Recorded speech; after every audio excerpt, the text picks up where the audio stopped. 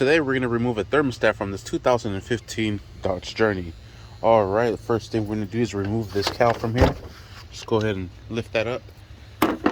Sit it on the floor. Next, we're going to could loosen this up first. It's 210 mils. Then we'll take it off from the hose itself. Alright, so it's going to be a 10 mil. And we'll go ahead and loosen that up. Extract the bolt and move on to the next one. Alright, and for this one I am using a little adapter with a 10 mil, so it gives us a little bit of a space. I tried to use a swivel, didn't work. This didn't fit.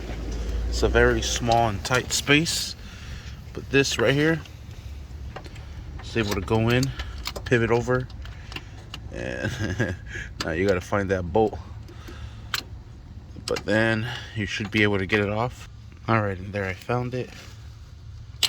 And I lost it. It helps a lot if you use both hands. Hold the tool while you're able to ratchet up on top. And coolant's going to start shooting out. Just want to make sure you have something at the bottom to catch it. I am outside, but I do have a pan underneath. So we'll go ahead and remove the rest of that bolt, undo this whole housing, remove the hose from there, and we should be set. Alright, now that I undid the screw a little bit with this one and that adapter, it went out back enough so I can use this one here, which is a lot smaller and it has a lot more room. One little tip I could suggest is, once you're undoing it from the threads, pull this housing up so it creates pressure and you're able to ratchet it back and forth. Otherwise it's just gonna free spin and you ain't gonna get anywhere. Once you get far enough, you could try undoing it with your fingers, which I am doing right now,